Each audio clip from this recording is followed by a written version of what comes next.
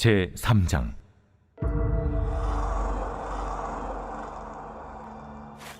이스라엘 자손들아, 여호와께서 너희에 대하여 이르시는 이 말씀을 들으라.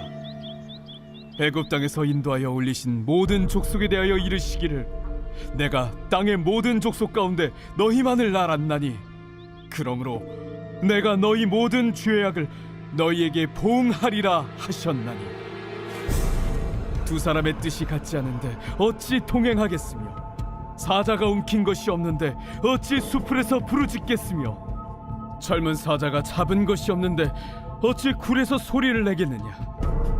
덫을 땅에 놓지 않았는데 새가 어찌 거기 치이겠으며, 잡힌 것이 없는데 덫이 어찌 땅에서 튀겠느냐.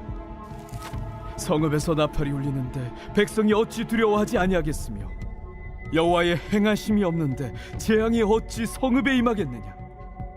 주 여호와께서는 자기의 비밀을 그 종 선지자들에게 보이지 아니하시고는 결코 행하심이 없으시리라. 사자가 부르짖은즉 누가 두려워하지 아니하겠느냐.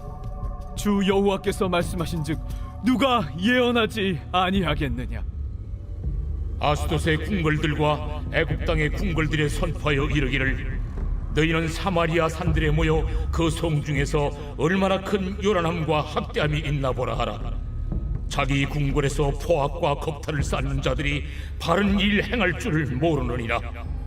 그러므로 주 여호와께서 이와 같이 말씀하시되, 이 땅 사면에 대적이 있어 내 힘을 쇠하게 하며 내 궁궐을 약탈하리라. 여호와께서 이와 같이 말씀하시되, 목자가 사자 입에서 양의 두 다리나 귀 조각을 건져냄과 같이 사마리아에서 침상 모서리에나 걸상의 방석에 앉은 이스라엘 자손도 건져냄을 입으리라. 너희는 듣고 야곱의 족속에게 증언하라. 내가 이스라엘의 모든 죄를 보응하는 날에 베델의 제단들을 벌하여 그 제단의 뿔들을 꺾어 땅에 떨어뜨리고 겨울궁과 여름궁을 치리니, 상하궁들이 파괴되며 큰 궁들이 무너지리라. 여호와의 말씀입니다. 오늘의 말씀 아모스 3장의 말씀입니다. 오늘 본문 1절 말씀에 아모스는 이렇게 선포하고 있습니다. 이스라엘 자손들아, 여호와께서 너희에 대하여 이르시는 이 말씀을 들으라. 애굽 땅에서 인도하여 올리신 모든 족속에 대하여 이르시기를. 아모스는 하나님의 말씀을 들으라고 선포하면서 그 대상에 대해서도 언급하고 있습니다. 이스라엘 자손들아 라는 표현을 보면 여호와께서 선포하는 말씀을 듣는 자들이 이스라엘 자손이라고 생각할 수 있지만, 그 이후에 나오는 애굽 땅에서 인도하여 올리신 모든 족속이라는 표현을 본다면 이스라엘 자손뿐만이 아니라 남유다 백성들에게도 포함되었다라는 것을 알 수 있습니다. 즉 아모스는 북이스라엘뿐만이 아니라 남유다까지 모든 이스라엘 자손들에게 하나님 말씀을 들으라 라고 선포하고 있는 겁니다. 결국 하나님은 북이스라엘이든 남유다든 그 대상이 누구든지 죄를 범한 이상 하나님의 심판을 면할 수 없으니 하나님의 말씀, 이 말씀을 들으라 라는 것입니다. 사람들은 대개 나에게 이로운 말이라 하더라도 듣기 싫은 말은 듣고 싶어 하지 않습니다. 이러한 습성을 가진 사람들은 하나님의 말씀에 대해서도 자신이 듣기 싫어하는 말씀은 들으려 하지 않고, 또 그 말씀은 자신과 상관없다라고 생각합니다. 그래서 죄에 대한 말씀을 들어도 깨닫지 못하고 그것이 죄인지조차 모르게 되어버리는 겁니다. 하나님이 우리에게 주시는 말씀을 바로 알려면 그것이 어떤 말씀이든 내게 주신 말씀이라는 사실을 믿고, 또 그것을 믿을 뿐만이 아니라 그렇게 살아가게 될 때 그분의 뜻을 보다 명확하게 깨닫게 된다는 것입니다. 그리고 그 말씀이 우리를 하나님의 거룩한 백성으로 세우려는 하나님의 은혜임을 알고 그 말씀 앞에 겸손하게 서서 하나님께서 내게 무엇을 말씀하시는지를 늘 묻고 답한다면 우리의 삶은 보다 명확한 하나님의 말씀으로 채워지는 삶을 살게 될 것입니다. 그런데 오늘 본문의 말씀을 보면 이스라엘 자손들은 아모스가 선포하는 말씀을 듣지 않았습니다. 왜냐하면 아모스는 이스라엘과는 적대적인 관계를 유지하고 있었던 남유다 출신이었고, 또 다른 선지자들과 비교해 봤을 때 사실 아모스는 호세아나 미가 또 이사야 선지자와는 달리 전문적인 선지자 훈련을 받은 사람이 아니었습니다. 작은 마을에서 뽕나무를 키우는 그저 양떼를 먹이는 목자였습니다.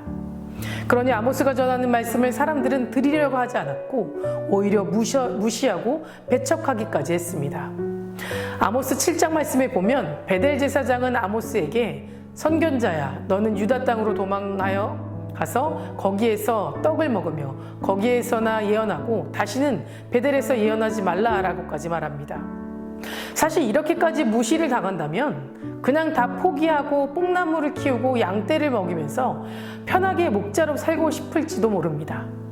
하지만 아모스는 이스라엘을 향하여 예언할 수밖에 없는 분명한 이유를 8절 말씀을 통해서 말씀하고 있습니다.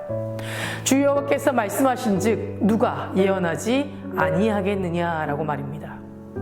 아모스는 주 여호와께서 말씀하셨기 때문에 이 길을 포기할 수도 또 피할 수도 없다라는 것을 알았던 겁니다. 아모스는 오직 하나님만이 이 세상의 주권자 되시고 자신들을 죽이시는 것도 살리시는 것도 모두 하나님의 뜻에 달려있다는 것을 알았고 믿었기 때문에 하나님 말씀을 전할 수밖에 없었던 겁니다. 사실 아모스는 이스라엘을 향해 심판을 예언하는 것을 원하지 않았을 것입니다. 그들의 죄 때문이라 할지라도 심판을 예언한다는 것은 그의 마음을 괴롭게 했을 것이고 또 이 예언을 했을 때 이스라엘 백성들이 자기를 핍박할 것이라 생각했기 때문입니다. 그런데 아모스의 염려는 그가 예언을 시작하면서 현실로 나타났습니다. 이스라엘의 베델 제사장인 야마샤는 아모스를 여로보암 왕에게 모반죄로 고발하는가 하면 더 이상 예언하지 못하도록 협박하기까지 했습니다.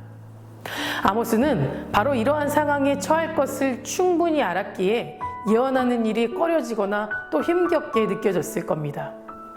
그럼에도 불구하고 그가 심판의 예언을 멈출 수 없었던 것은 바로 하나님께서 그에게 말씀하셨기 때문이다 라고 말하고 있는 겁니다. 그러기에 아모스는 그것을 전함으로써 받게 될 핍박과 고난을 묵묵히 감당했던 겁니다. 성경에는 아모스뿐만이 아니라 하나님의 뜻에 온전히 순전한 사람이 있습니다. 바로 선지자 예레미야입니다. 예레미야도 하나님의 말씀을 선포한다는 이유로 백성들에게 조롱과 치욕을 당하였습니다.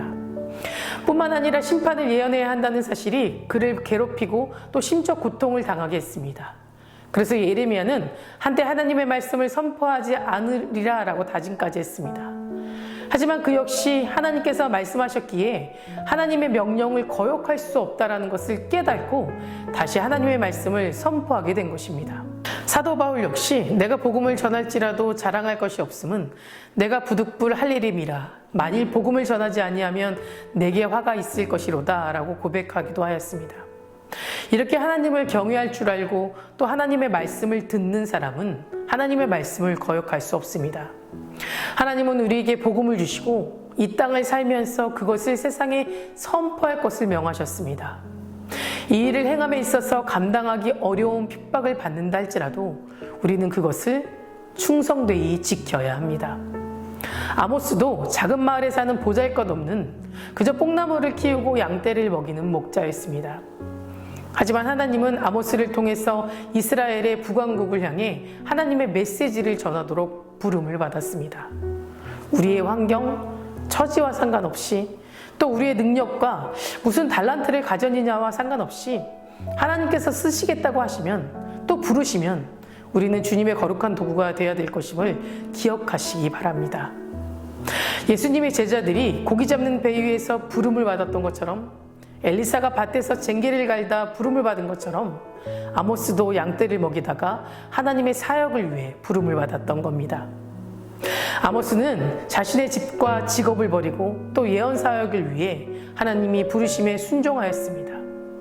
하나님을 따르는 대가가 얼마이든지 상관없이 하나님을 기꺼이 따르기 위해서 역동적인 헌신이 필요한 줄 믿습니다.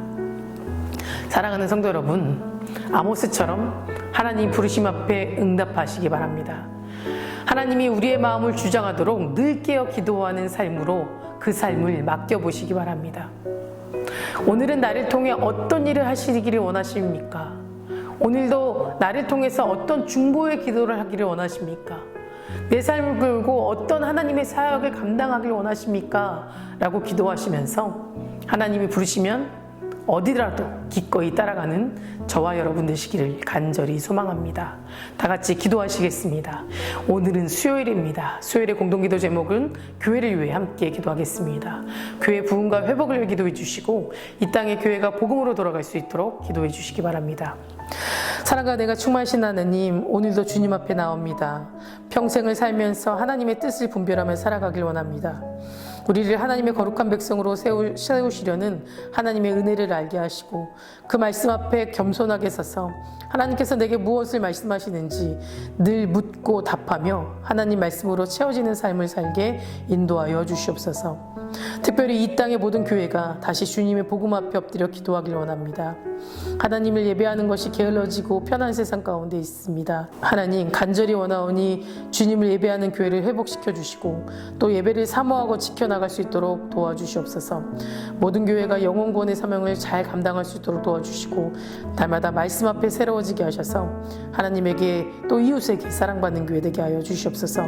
담임 목사님 사역 가운데 성령님 함께하여 주실 줄 믿습니다.